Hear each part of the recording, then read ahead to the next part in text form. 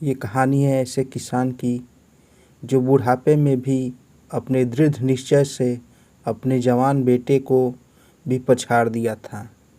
तो चलिए आज प्रस्तुत है मुंशी प्रेमचंद की कहानी सुजान भगत।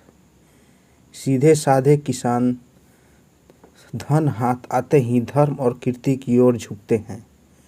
दिव्य समाज की भांति वे पहले अपने भोग विलास की ओर नहीं दौड़ते। सुजान की खेती में कई साल से कंचन बरस रहा था। मेहनत तो गांव के सभी किसान करते थे, पर सुजान के चंद्रमा बली थे। उसर में भी दाना छींट आता तो कुछ न कुछ पैदा हो जाता था। 3 वर्ष लगातार ऊख लगती रही। उधर गुड़ का भाव तेज था। कोई 2-2.5 हजार हाथ में आए, बस चित्त की वृत्ति धर्म की ओर झुक पड़ी। साधु संतों का आदर सत्कार होने लगा। द्वार पर धूनी जलने लगी। कानूनगो इलाके में आते तो सुजान महतो के चौपाल में ठहरते। हल्के के हेड कांस्टेबल, थानेदार, शिक्षा विभाग के अफसर एक एक उस चौपाल में पड़ा ही रहता। महतो मारे खुशी के फूले न समाते। धन्य भाग उसके द्वार पर अब इतने बड़े बड़े हाकिम आकर ठहरते हैं। जिन हाकिमों के सामने उसका मुंह न खुलता था, उन्हीं की अब महतो महतो करते जबान सूझती थी। कभी कभी भजन भाव हो जाता था। एक महात्मा ने डौल अच्छा देखा तो गांव में आसन जमा दिया। गांजे और चरस की भार उड़ने लगी। एक ढोलक आई, मंजीरे मंगवाए गए, सत्संग होने लगा। यह सब सुजान के दम का जुलूस था। घर में सेरों दूध होता, मगर सुजान के कंठ तले एक बूंद भी न जाने की कसम थी। कभी हाकिम लोग चखते, कभी महात्मा लोग। किसान को दूध घी से क्या मतलब, उसे रोटी और साग चाहिए। सुजान की नम्रता का व्यापार न था। उसके सामने सिर झुकाए रहता। कहीं लोग यह न कहने लगे कि धन पाकर उसे घमंड हो गया है। गांव में कुल 3 कुएं थे। बहुत से खेतों में पानी न पहुंचता था। खेती मारी जाती थी। सुजान ने एक पक्का कुआं बनवा दिया था। कुएं का विवाह हुआ, यज्ञ हुआ, ब्रह्म भोज हुआ। जिस दिन पहली बार पुल चला, सुजान को मानो चारों पदार्थ मिल गए। जो काम गांव में किसी न किया था, वह बाप दादा के पुण्य प्रताप से सुजान ने कर दिखाया। एक दिन गांव में गया के यात्री आ ठहरे। सुजान ही के द्वार पर उसका भोजन बना हुआ था। सुजान के मन में भी गया करने की बहुत दिनों से इच्छा थी। अच्छा अवसर देखकर वह भी चलने को तैयार हो गया। उसकी स्त्री बुलाकी ने कहा, अभी रहने दो, अगले साल चलेंगे। सुजान ने गंभीर भाव से कहा, अगले साल क्या होगा, कौन जानता है। धर्म के काम में मीन मेख निकालना अच्छा नहीं है। जिंदगानी का क्या भरोसा। बुलाकी, हाथ खाली हो जाएगा। सुजान, भगवान की इच्छा होगी तो फिर रुपए हो जाएंगे। उनके यहाँ किस बात की कमी है। बुलाकी इसका क्या जवाब देती। सत्कार में बाधा डालकर अपनी मुक्ति क्यों बिगाड़ती। प्रातःकाल स्त्री और पुरुष गया करने चले गए। वहाँ से लौटे तो यज्ञ और ब्रह्मभोज की गठरी सारी बिरादरी निमंत्रित हुई। 11 गांवों में सुपारी बांटी गई। इस धूमधाम से कार्य हुआ कि चारों ओर वाह वाह मच गई। सब यही कहते कि भगवान धन दे तो दिल भी ऐसा दे। घमंड तो छू नहीं गया। अपने हाथ से पत्तल उठाता फिरता था। कुल का नाम जगा दिया। बेटा हो तो ऐसा। बाप मरा तो घर में भूनी भांग भी नहीं थी। अब लक्ष्मी घुटने तोड़कर आ बैठी है। एक द्वेषी ने कहा, कहीं गरा हुआ धन पा गया है। इस पर चारों ओर से उस पर बौछारें पड़ने लगी। हाँ, तुम्हारे बाप दादा जो खजाना छोड़ गए थे वही उसके हाथ लग गया है। अरे भैया, यह धर्म की कमाई है। तुम भी तो छाती फाड़ कर काम करते हो। क्यों ऐसी ऊख नहीं लगती? क्यों ऐसी फसल नहीं होती? भगवान आदमी का दिल देखते हैं, जो खर्च करता है उसी को देते हैं। सुजान महतो सुजान भगत हो गए। भक्तों के आचार विचार कुछ और होते हैं। वह बिना स्नान किए कुछ नहीं खाता। गंगा जी अगर घर से दूर हो और वह रोज़ स्नान करके दोपहर तक घर न लौट सकता हो तो पर्वों के दिन तो उसे अवश्य ही नहाना चाहिए। भजन भाव उसके घर में अवश्य होना चाहिए। पूजा अर्चना उसके लिए अनिवार्य है। खान पान में भी उसे बहुत विचार रखना पड़ता है। सबसे बड़ी बात यह है कि झूठ का त्याग करना पड़ता है। भगत झूठ नहीं बोल सकता। साधारण मनुष्य को अगर झूठ का दंड 1 मिले तो भागवत को 1,00,000 से कम नहीं मिल सकता। अज्ञान की अवस्था में कितने ही अपराध क्षम्य हो जाते हैं। ज्ञानी के लिए नहीं, प्रायश्चित नहीं, यदि है तो बहुत ही कठिन। सुजान को भी अब भक्तों की मर्यादा को निभाना पड़ा। अब तक उसका जीवन मजूर का जीवन था। उसका कोई आदर्श, उसका कोई मर्यादा उसके सामने न थी। अब उसके जीवन में विचार का उदय हुआ। जहाँ का मार्ग कांटों से भरा हुआ है। स्वार्थ सेवा ही पहले उसके जीवन का लक्ष्य थी। इसी कांटे से वह परिस्थितियों को तौलता था।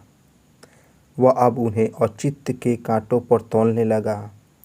यूँ कहो कि जड़ जगत से निकलकर उसने चेतना जगत में प्रवेश किया। उसने कुछ लेन देन करना शुरू किया, पर अब उसे ब्याज लेते हुए आत्मग्लानि सी होती थी। यहाँ तक कि गौओं को दुहाते समय उसे बछड़ों का ध्यान बना रहता था, कहीं बछड़ा भूखा न रह जाए, नहीं तो उसका रोया दुखी होगा। वह गांव की मुखिया था। कितने ही मुकदमे में उसने झूठी शहादतें बनाई थी। कितनों से डांड लेकर मामले को रफा दफा कर दिया था। अब इन व्यापारों से उसे घृणा होती थी। झूठ और प्रपंच से कोसों दूर भागता था।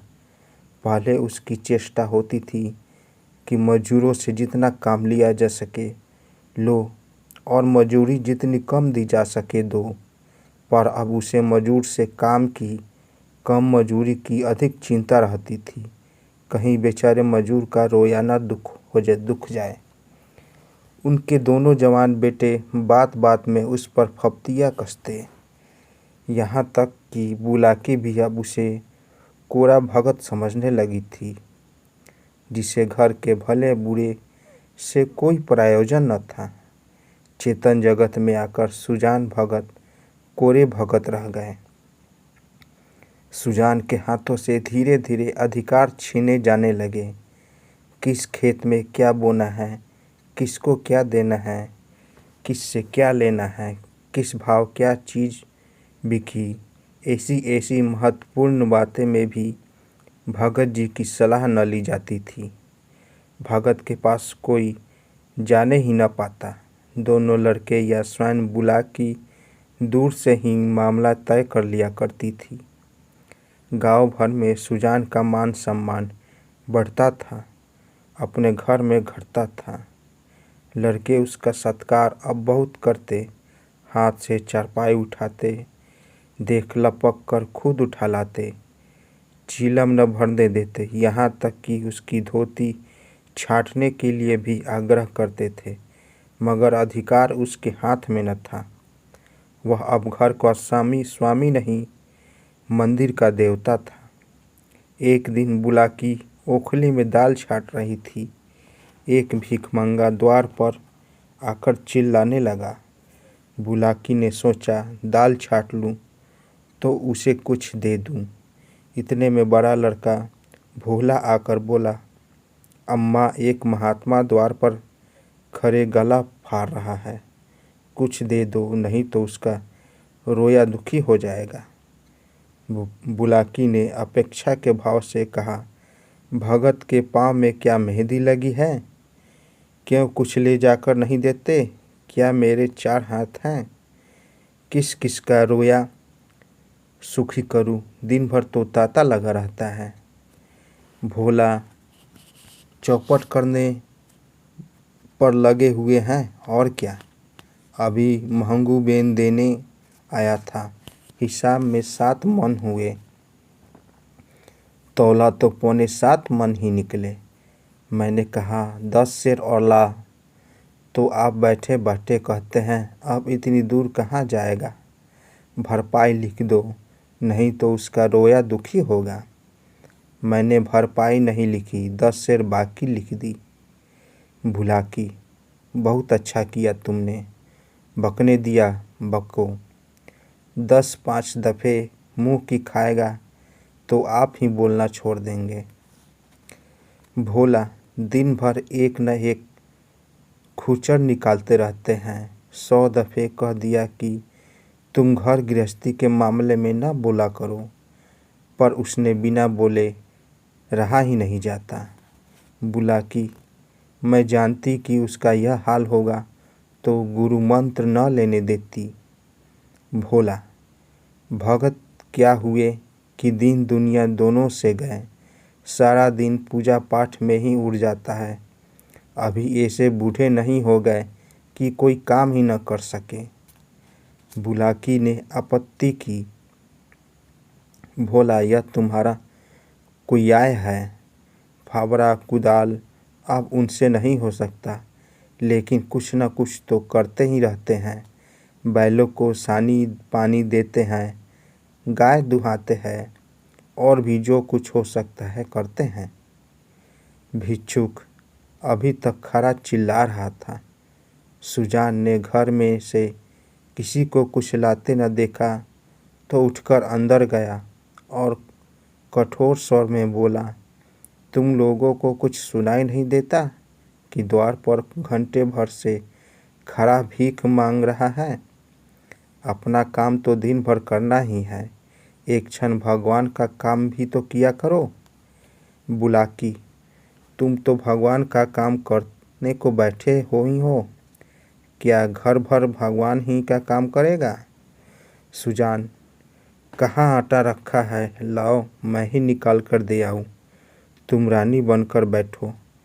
बुलाकी, आटा मैंने मन भर कर पीसा है, अनाज दे दो, ऐसी मुर्चियों के लिए भर रात से उठकर चक्की नहीं चलाती हूँ। सुजान भंडार घर में गए और एक छोटी सी रबड़ी को जौ से भरे हुए निकले। जौ शेर भर से कम न था। सुजान ने जानबूझकर केवल बुलाकी और भोला को चिढ़ाने के लिए भिक्षा परंपरा का उल्लंघन किया था, जिस पर भी यह दिखाने के लिए कि छबड़ी में बहुत ज़्यादा जौ नहीं, वह उसे चुटकी से पकड़े हुए थे। चुटकी इतना बोझ न संभाल सकती थी, हाथ काँप रहा था। एक क्षण विलंब होने से रबड़ी के हाथ से छूटकर गिर पड़ने की संभावना थी, इसीलिए वह जल्दी से बाहर निकल जाना चाहते थे। सहसा भोला ने रबड़ी उनके हाथ से छीन ली और तेरिया बदल कर बोला, सेठ का माल नहीं है जो लुटाने चले हो, छाती फाड़ फाड़ कर काम करते हैं तब दाना घर में आता है। सुजान ने खिसिया कर कहा, मैं भी तो बैठा नहीं रहता। भोला, भीख भीख की तरह दी जाती है, लुटाई नहीं जाती। हम तो एक बेला खाकर दिन काटते हैं कि पत्ती पानी बना रहे, और तुम्हें लुटाने की सूझी है? तुम्हें क्या मालूम कि घर में क्या हो रहा है? सुजान ने उसका कोई जवाब न दिया। बाहर आकर भिखारी से कह दिया, बाबा इस समय जाओ, किसी का हाथ खाली नहीं है। और पेड़ के नीचे बैठकर विचारों में मग्न हो गया। अपने ही घर में उसका यह अनादर। अभी वह अपाहिज नहीं है, हाथ पांव थके नहीं हैं, घर का कुछ न कुछ काम करता ही रहता है। उस पर यह अनादर। उसी ने घर बनाया, यह सारी विभूति उसी के श्रम का फल है। पर अब इस घर पर उसका कोई अधिकार नहीं रहा। अब वह घर द्वार का कुत्ता है, पड़ा रहे और घर वाले जो रूखा सूखा दे वह खाकर पेट भर लिया करे। ऐसे जीवन को धिक्कार है। सुजान ऐसे घर में नहीं रह सकता। संध्या हो गई थी। भोला का छोटा भाई शंकर नारियल भर कर लाया। सुजान ने नारियल दीवार से टिका कर रख दिया। धीरे धीरे तंबाकू जल गया। जरा देर में भोला ने द्वार पर चारपाई डाल दी। सुजान पेड़ के नीचे से न उठा। कुछ देर और गुजरी। भोजन तैयार हुआ। भोला बुलाने आया। सुजान ने कहा भूख नहीं है।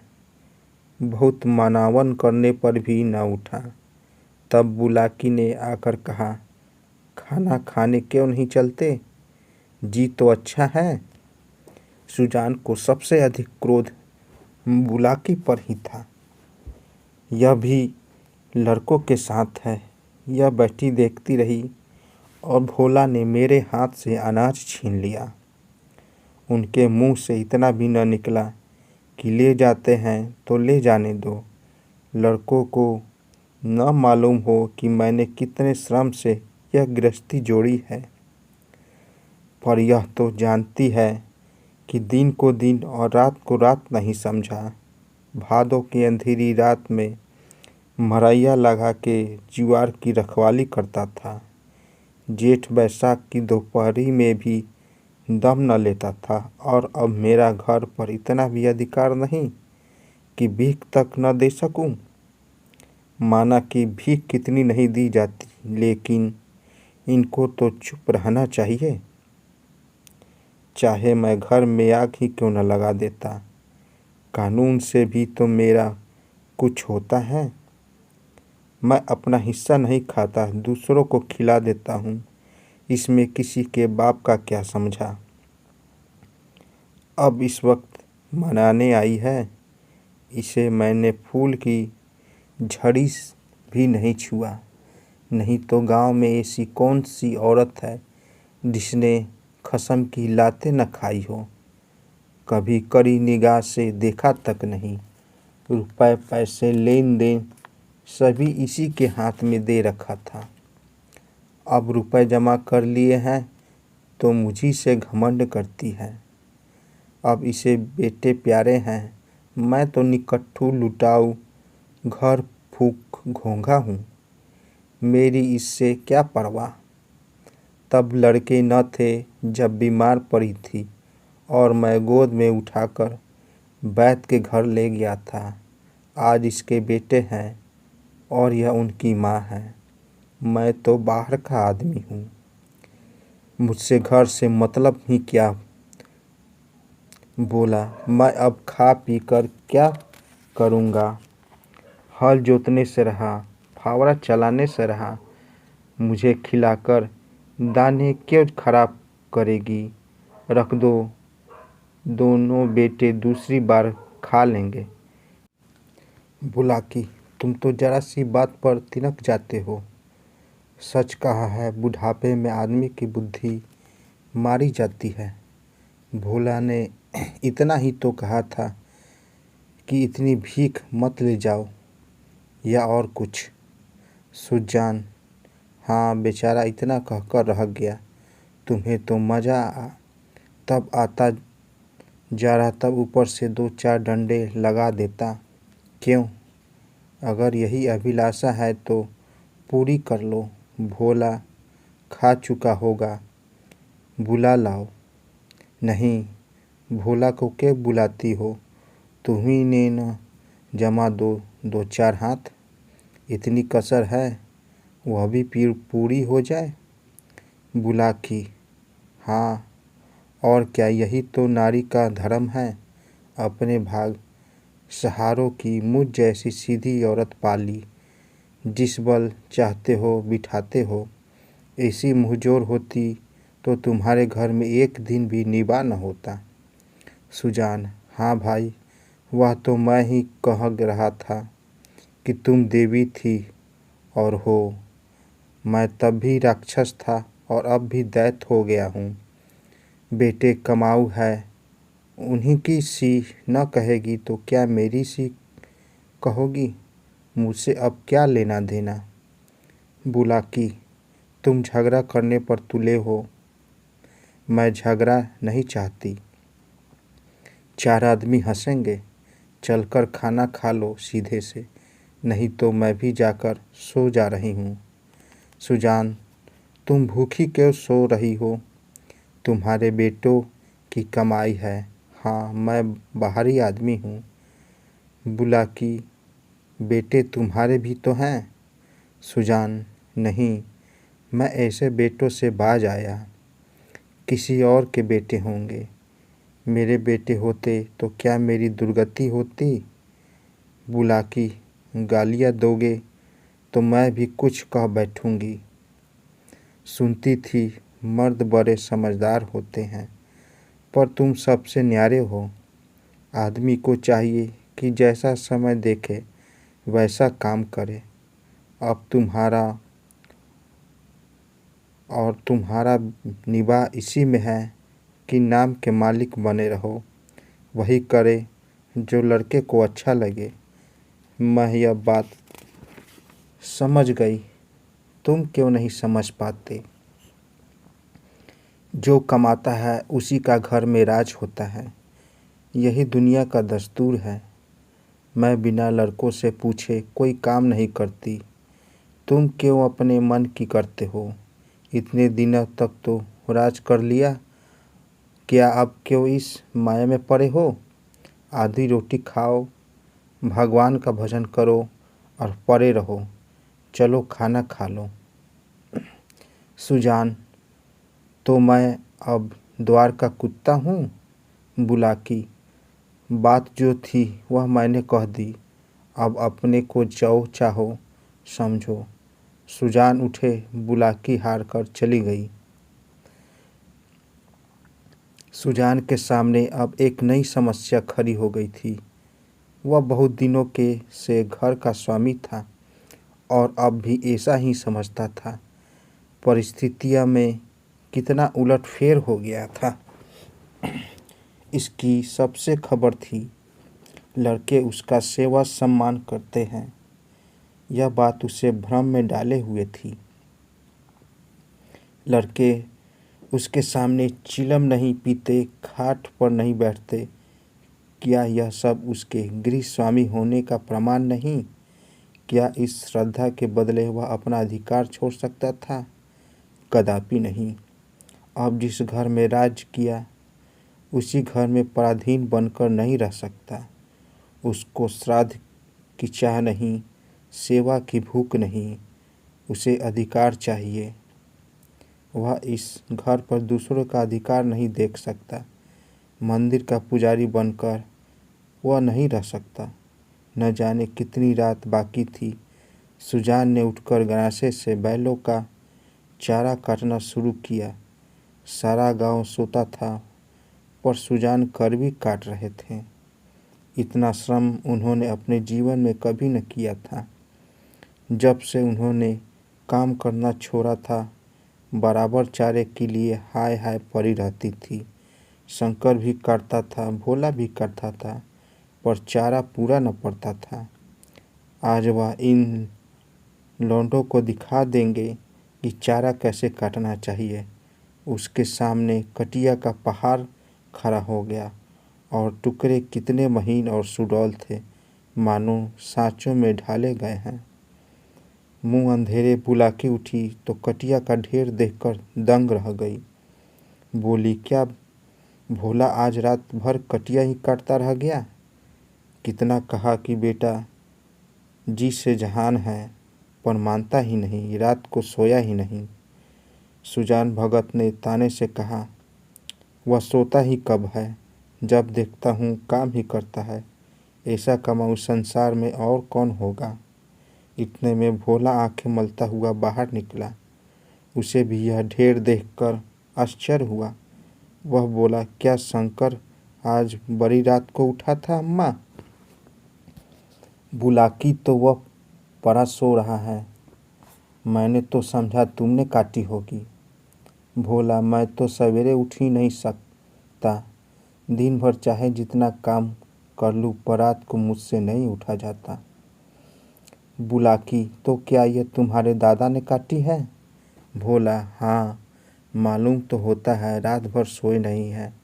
मुझसे कल बड़ी भूल हुई। अरे वह तो हल लेकर जा रहे हैं, जान देने पर उतारू हो गए हैं क्या? बुलाकी, क्रोधी तो सदा के हैं, अब किसी की सुनेंगे थोड़े ही। भोला, शंकर को जगा दो, मैं भी जल्दी से मुंह हाथ धोकर हल ले जाऊं। जब और किसानों के साथ भोला हल लेकर खेत में पहुंचा तो सुजान आधा खेत जोत चुके थे। भोला ने चुपके से काम करना शुरू किया। सुजान से कुछ बोलने की उसकी हिम्मत न पड़ी।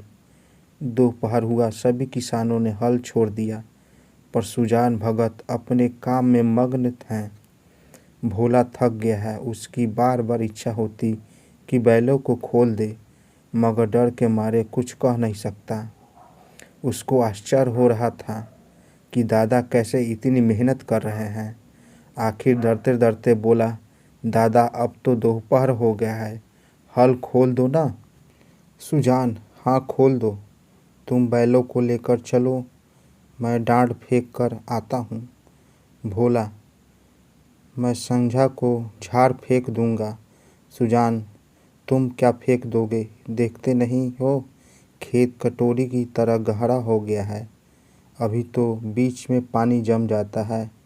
इस गोई के खेत में 20 मन बीघा होता, तुम लोगों ने इसका सत्यानाश कर दिया। बैल खोल दिए गए। भोला बैलों को लेकर घर चला, पर सुजान डांड फेंकते रहे। आधा घंटे बाद डांड फेंक कर वह घर आए, मगर थकान का नाम न था। नहा खाकर आराम करने के बदले उन्होंने बैलों को सहलाना शुरू किया। उनकी पीठ पर हाथ फेरा, उसके पैर मले, पूँछ सहलाई, बैलों की पूँछें खड़ी की। सुजान की गोद में सिर रखे उन्हें अकथनीय सुख मिल रहा था। बहुत दिनों के बाद आज उन्हें यह आनंद प्राप्त हुआ था। उनकी आंखों में कृतज्ञता भरी हुई थी, मानो वह कह रहे थे, हम तुम्हारे साथ रात दिन काम करने को तैयार हैं। अपने कृषकों की भांति भोला अभी कमर सीधी कर रहा था कि सुजान ने फिर हल उठाया और खेत की ओर चले।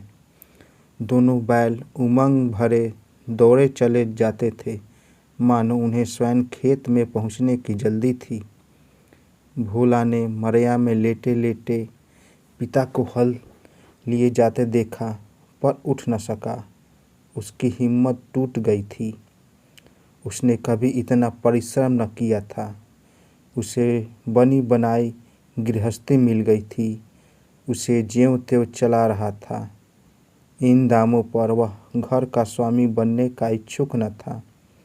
जवान आदमी को 20 धंधे होते हैं, हंसने बोलने के लिए, गाने बजाने के लिए भी तो उसे कुछ समय चाहिए। पड़ोस के गांव में दंगल हो रहा था। जवान आदमी कैसे अपने को वहां जाने से रोक सकेगा? किसी गांव में बारात आई है, नाच गाना हो रहा है। जवान आदमी क्यों उसके आनंद से वंचित रह सकता है? वृद्धजनों के लिए ये बाधाएं नहीं। उन्हें न नाच गाने से मतलब है, न खेल तमाशे से। गरज केवल अपने काम से काम है।